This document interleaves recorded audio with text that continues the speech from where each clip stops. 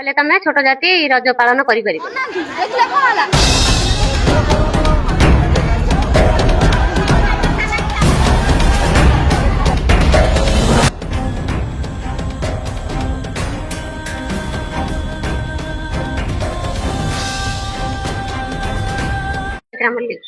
ଆମର ମାଇକି ବଜେଇକି ରଜ ଉତ୍ସବ ପାଳନ କରୁଥିଲେ ଆମ ଛୁଆ ବଡ ଚବି ଗୋପାଳ ସାହି ଲୋକ ଆସି ବନ୍ଦ କଲେ। କହିଲେ ତମେ ଛୋଟ ଜାତି ରଜ ପାଳନ କରିପାରିବନି, ତମେ ପାଣ ଜାତି କହିକି ବିରୋଧୀ କଲେ। ବିରୋଧୀ କରିବାରୁ ଆମ ଛୁଆ କହିଲେ କଣ ପାଇଁ ଆମେ ବଜେଇବୁନୁ ମାଇକି, ଏମିତି କହିକି ସେ ଧକ୍କା ମାରିଲେ। ମାରିବାରୁ ପାଟି ହେଲାରୁ ସେ ୱିକେଟ ବ୍ୟାଟରେ ବାଡା ବାଡି କଲେ। କରିବାରୁ ଆମେ ବ୍ରହ୍ମବଦା ଥାନାକୁ ଯାଇଥିଲୁ। ଆଜି 15 ଦିନ ହେଇଗଲାଣି। ଥାନା ବାଲା କିଛି ଏପର୍ଯ୍ୟନ୍ତ ନେଲେନି ବୋଲି ଆମେ ଏସପି ଅଫିସକୁ ଆସିଛୁ।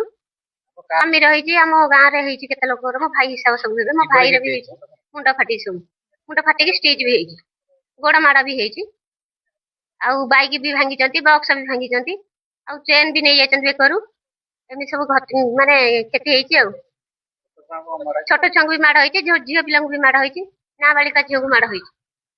ଏସପି ଭେଟିଲୁ ଯେ ସାର୍ କହିଲେ ତାଙ୍କୁ ନ୍ୟାୟ ମିଳିବା ଦରକାର। ଆଉ ଥାନାକୁ ଫୋନ କରିକି କହିଲେ ଆଉ ଆଗାମୀ ଅଧ୍ୟାୟରେ ଯଦି ଆମକୁ ନ୍ୟାୟ ନ ମିଳେ ରାଜରାସ୍ତାକୁ ଓହ୍ଲେଇବୁ। ଏସପିଙ୍କ ଦ୍ୱାରକୁ ଆସିବା କାରଣ ହଉଛି ଆମର ରଜ ମହୋତ୍ସବ ପାଳନ କରୁଛୁ ଆମେ ଦଳିତ ସାହିର। ମେଲଣ ପଡିଆ ମାନେ ସରକାରଙ୍କ ଜାଗା। ଆମେ ପ୍ରତ୍ୟେକ ବର୍ଷ ବି ଦୋଳି ଲଗେଇ ରଜ ପର୍ବ ପାଳନ କରୁ।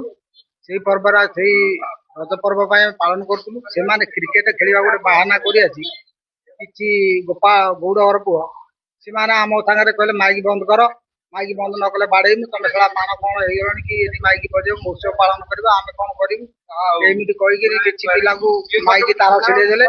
ମାଇକି ତାର ଛିଡେଇ ଦେଲା ପରେ ଏ ପିଲା ବି ତାଙ୍କ ସାଙ୍ଗରେ ଉତ୍ତେଜନା ହେଲେ, କାହିଁକି ଆମ ମାଇକି ଛିଡେଇଲା, ଆମେ ପଇସା ଦେଇ ଆଣିଛୁ, ଯେ ଆମେ ବଜେଇବୁ ମହୋତ୍ସବ ପାଳନ କରୁଛୁ, ଆମେ ତ ତମର କିଛି କ୍ଷତି କରୁନୁ, ଆଉ ତମେ ମାଇକି ଛିଡେଇବା କଥା ଫେର ଯୋଡିଲେ। ପୁନର୍ବାର ସିଏ ଆସିକି ମାଇକି ତାର କାଢିକି ସେ ପିଲାଟିକି ଦି ଚାପୁଡା ପକେଇଲେ।